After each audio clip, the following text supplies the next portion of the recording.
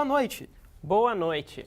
Protocolado o pedido de impeachment do governador José Ivo Sartori. Crise econômica afeta pequenos empreendedores. Dados apontam, Fies atende hoje cerca da metade dos universitários da rede privada. Semana do Lixo Zero em Porto Alegre. Um olhar preocupado para a produção de lixo na capital. E a história de um time que pratica um esporte um pouco desconhecido, mas que está fazendo sucesso na capital.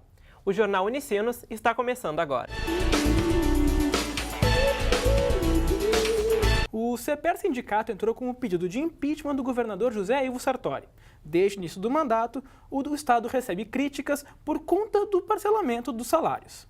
O Sindicato dos Professores do Rio Grande do Sul protocolou no dia 24 de outubro o pedido de impeachment do governador José Ivo Sartori. A requisição foi entregue para a presidente da Assembleia Legislativa, Silvana Covatti, do Partido Progressista.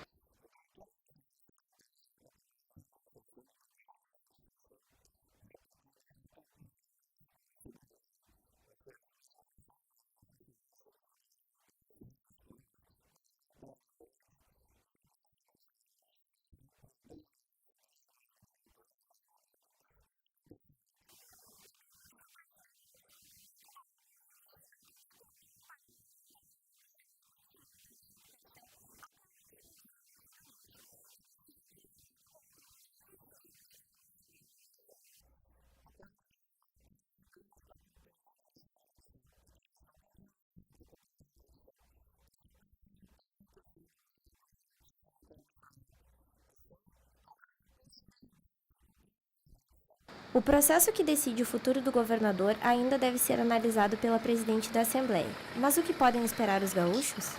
Acho muito difícil, tá?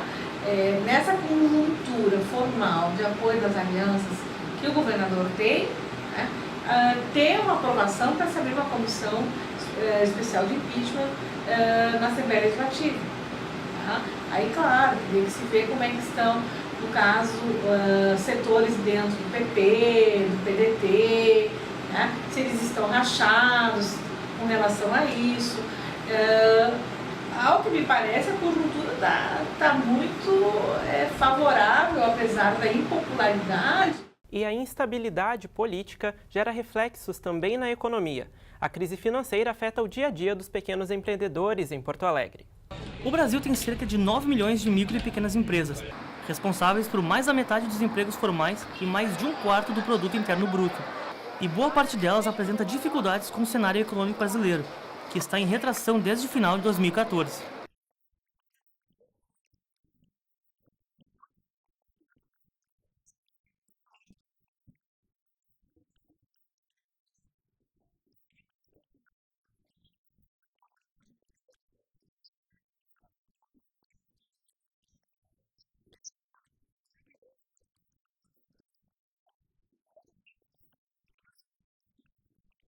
É o caso do bar Alcoala, que fica no bairro Moinhos de Vento. Conforme a gerência, o estabelecimento teve uma queda drástica na receita.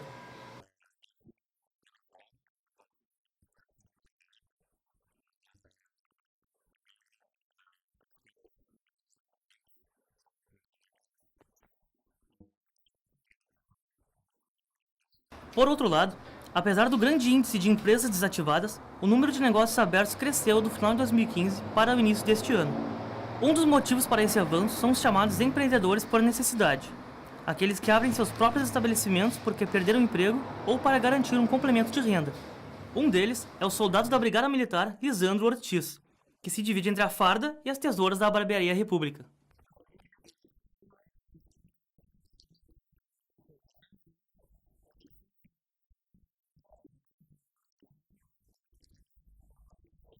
Uma pesquisa recente, feita com cerca de 1.000 pequenos empresários, constatou que mais da metade precisou demitir funcionários em 2015. 15,5% afirmaram que têm medo de serem obrigados a encerrar suas atividades neste ano, mas esse quadro pode se alterar.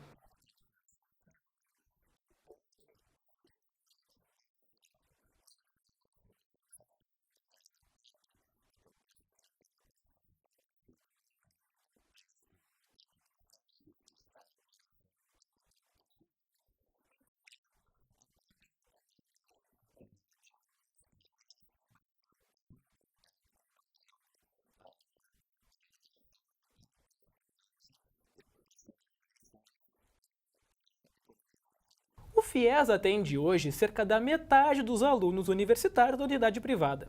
O programa de financiamento estudantil é determinante para o ingresso dos jovens na universidade. Para muitos jovens que estão iniciando a vida acadêmica, o FIES é um bom incentivo a ingressar numa universidade particular.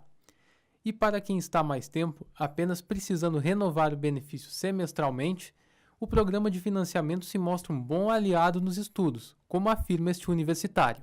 Que é um bom incentivo, os jovens estão entrando numa faculdade particular, que muitas vezes tem que trabalhar ao mesmo tempo e não conseguem entrar numa faculdade pública. E aí tem essa oportunidade de crescer no mercado de trabalho. Ele é um entre centenas de milhares de brasileiros beneficiados pelo programa. Segundo dados, entre 40% e 60% dos alunos de universidades particulares têm o curso bancado por financiamento.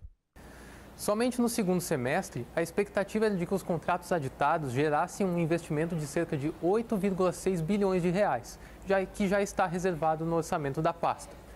Mas um dado mostra que entre 40% e 60% dos alunos de universidades particulares têm o curso bancado por financiamento. Para o vice-presidente do Sindicato do Ensino Privado do Rio Grande do Sul, Osvino Toilier, este é um dado surpreendente, talvez pela busca dos estudantes ou por estratégias das instituições de ensino, o que não diminui os méritos do programa. A grande possibilidade de realizar o curso superior e, enfim, pagá-lo depois de formado. E para as instituições é uma condição de captarem alunos com uma carência financeira que normalmente não teriam condições de acessar a instituição, né? Veja daqui a pouco. Semana do Lixo Zero estimula os movimentos de reciclagem em Porto Alegre. Enquanto no litoral, o acúmulo de lixo é problema, mesmo antes do verão. Nós voltamos logo depois do intervalo.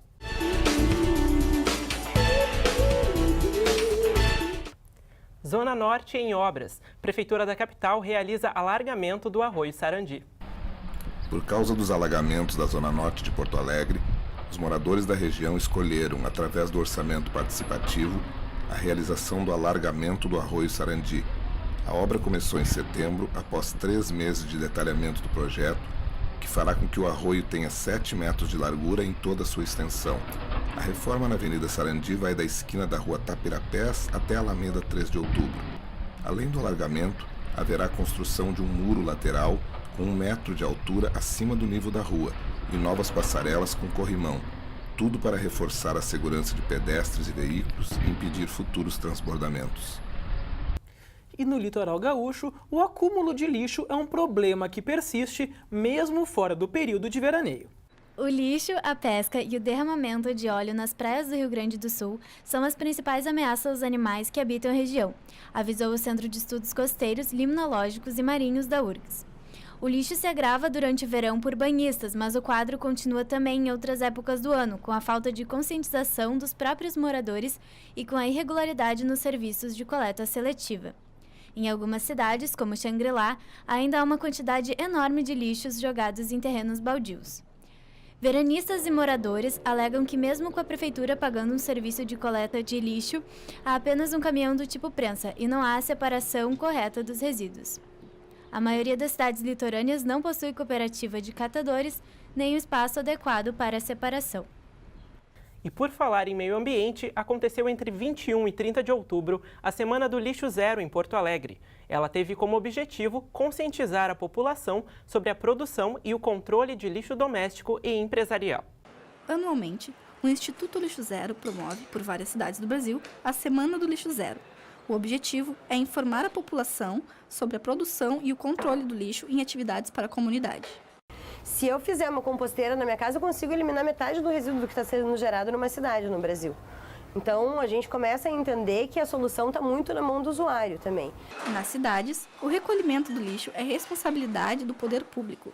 Ainda assim, na capital gaúcha, apenas 3% das 2 toneladas diárias de lixo são reciclados. Em Porto Alegre, há mais de 25 anos existe a coleta seletiva.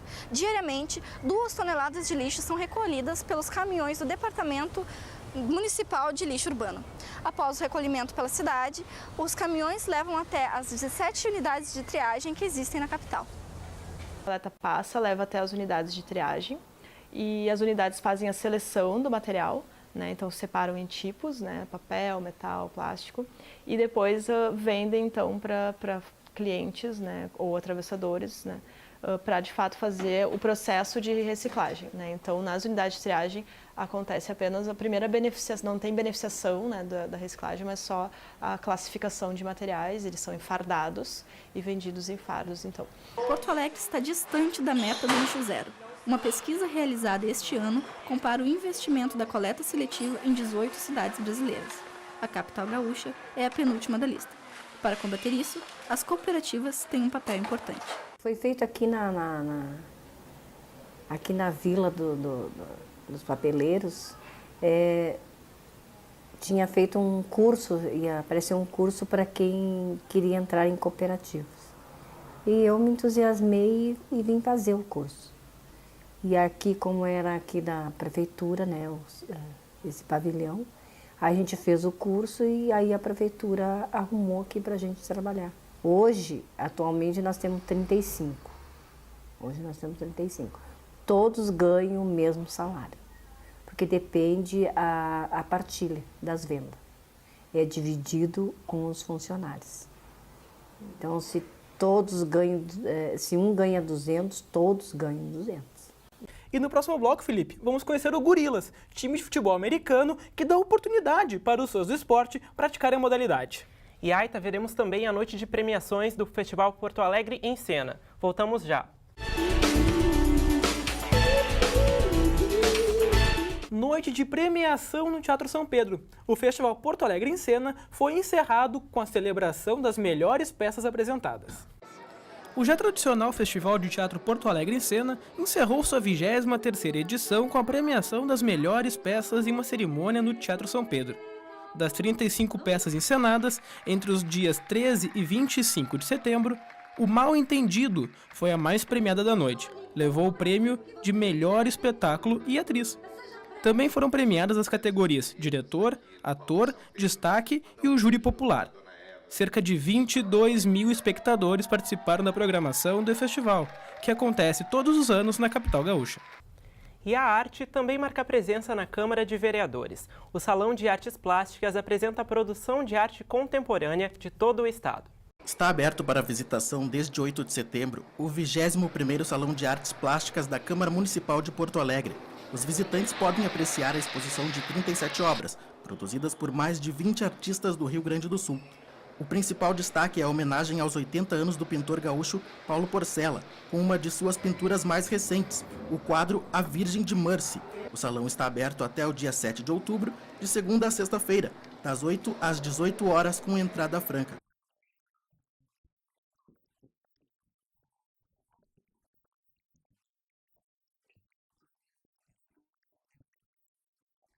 A sede da Câmara Municipal fica na Avenida Loureiro da Silva, número 255. E agora vamos conhecer o Gorilas, um clube de futebol americano sediado em Porto Alegre. O esporte, que é tradicional nos Estados Unidos, vem ganhando popularidade no Brasil.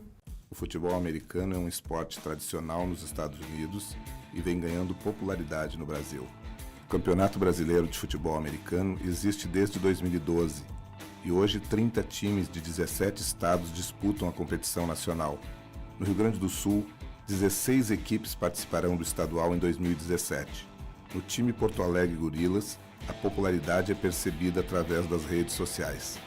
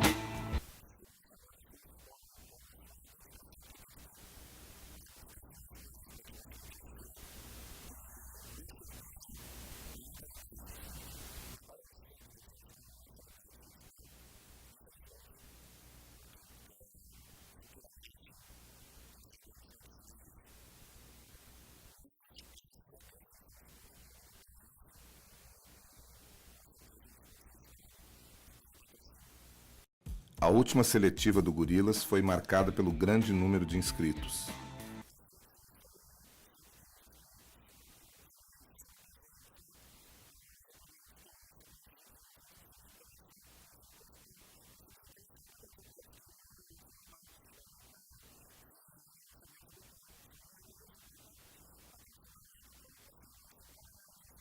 O clube dá oportunidade para pessoas que nunca tiveram contato efetivo com o esporte.